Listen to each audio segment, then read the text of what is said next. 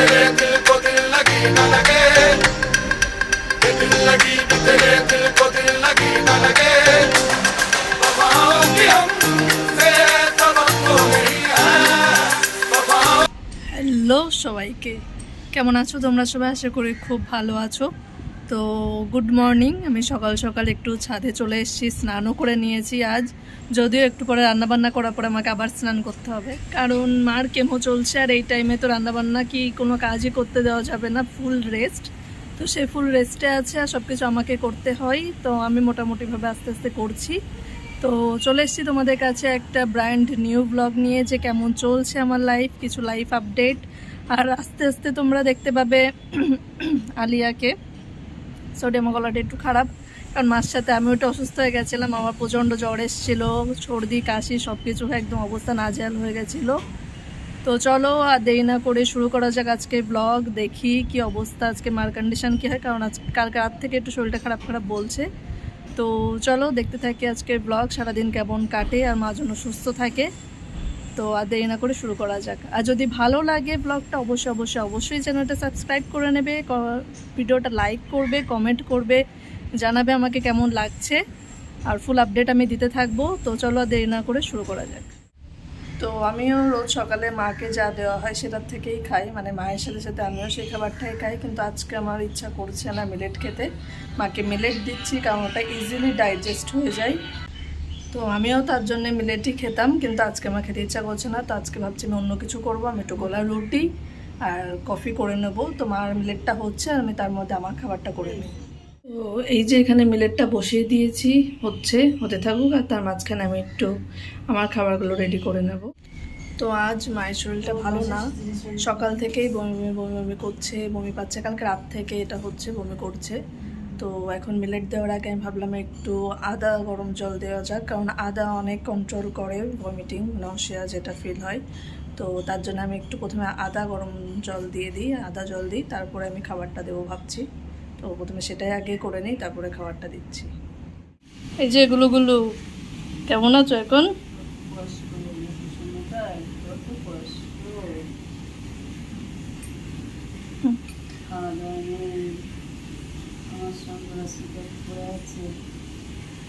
মার সাথে সাথে ও একটু কষ্ট পাচ্ছে, লাঞ্চ করছে খুব শোনা।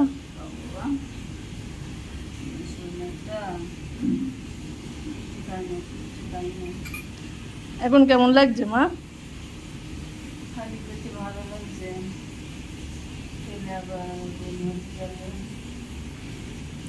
গুলোটা স্নান করে রেডি হয়ে একদম বসে পড়েছে।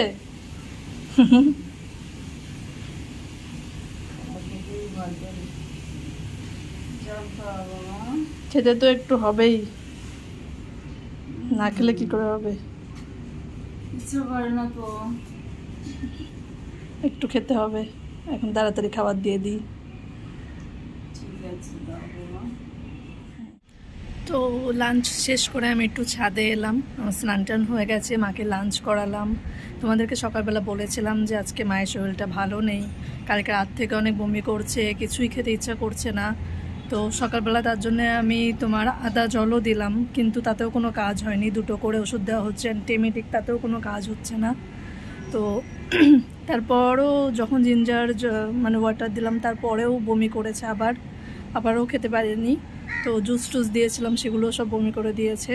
তো আবার লাঞ্চ করিয়েছি, ডক্টরের সাথে কনসাল্ট করেছি, তারপর তো ডক্টর কিছু মেডিসিন দিয়েছে, সেগুলো আবার কেনা হয়েছে, সেগুলো আবার দেওয়া হয়েছে।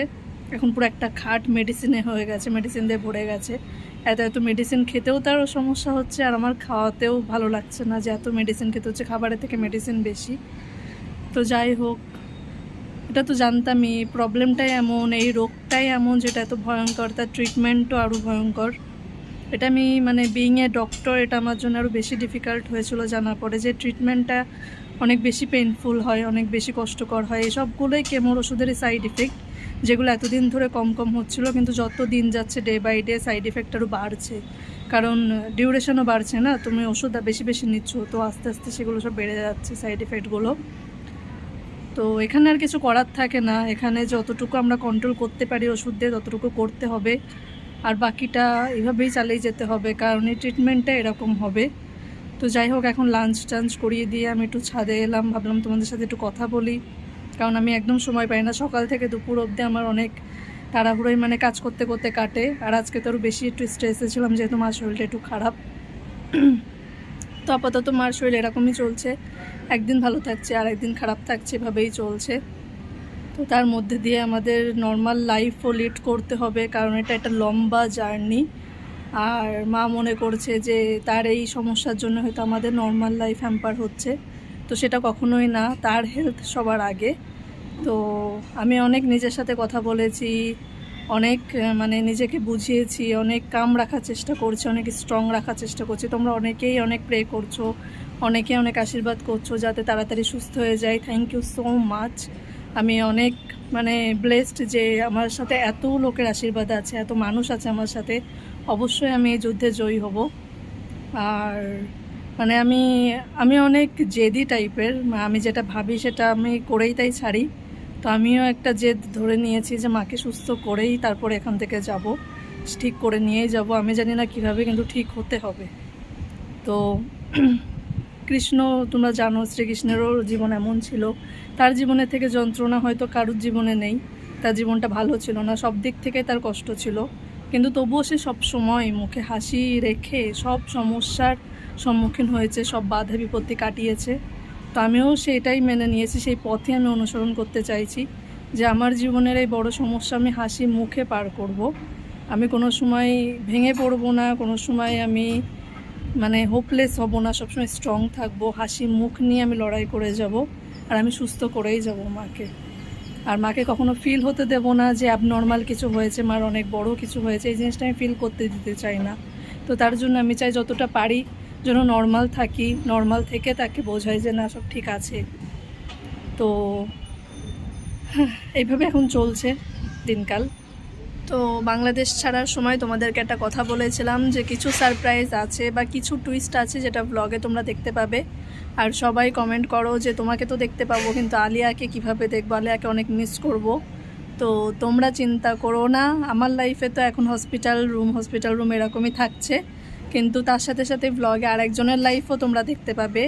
হ্যাঁ, তোমরা ঠিকই ভাবছো, তোমাদের ফিজিক্যালি আমরা একসাথে না হলেও ভার্চুয়ালি আমরা একসাথে সবসময় থাকবো, ব্লগে আমরা একসাথে সবসময় থাকবো। তো তোমরা এখন থেকে ব্লগে আলিয়াকে দেখতে পাবে, ওর লাইফে কি হচ্ছে, ওর ওখানে কি হচ্ছে, সব কিছু আপডেট ও যতটা পারবে দিতে থাকবে। আর সেগুলো আমি আমার ব্লগের মাধ্যমে একসাথে তোমাদের সাথে শেয়ার করব। তো আশা করছি ব্লগগুলো তোমাদের অনেক ভালো লাগবে। তো কিছুদিন আগে তো ক্রিসমাস ছিল, এখন নিউ ইয়ার আছে। তো ও কোথাও গেছিলো ঘুরতে, সেটুকু আমাকে ক্লিপ দিয়েছে মানে তোমাদের সাথে শেয়ার করার জন্যে। তো সেটুকু আমি এখন তোমাদেরকে দেখাবো, আর ওর কিছু লাইফ আপডেট তোমরা জেনে নাও এখন থেকে। মানে এটাই টুইস্ট ছিল, এখন থেকে ব্লগে তোমরা দুজনকেই ঠিকঠাকভাবেই দেখতে পাবে। তো নিরাশ হওয়ার কিচ্ছু নেই, আলিয়ার সাথেই আছে। তো চলো আমরা আলিয়ার পার্টটুকু দেখে নিই, একটু কি করছে, কি করে বেড়াচ্ছে। আর আবার আমার লাইফের আপডেট আমি দিতে থাকবো, সন্ধেবেলা বলবো। চলো এখন দেখে আসি আলিয়া কি বলছে। হ্যালো সবাইকে, তোমরা কেমন আছো? আশা করি সবাই খুব ভালো আছো, আমরা অনেক ভালো আছি।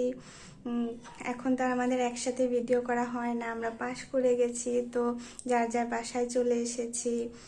তোমরা জিজ্ঞাসা করছো যে আমার কথা জিজ্ঞাসা করছো, তার জন্য অনেক থ্যাংক ইউ। তোমরা এত সাপোর্ট করছো, তার জন্য আমি ভাবছি আমিও নিজের কন্টেন্ট দিব এখন থেকে। হয়তো নেক্সট ভিডিওগুলোতে আমার সাথে দেখা হবে তোমাদের সবারই। আর আন্টির কথা তো তোমরা জানতে পেরেছো, তো আন্টির জন্য অনেক অনেক দোয়া করবা যেন আন্টি তাড়াতাড়ি ঠিক হয়ে যাক।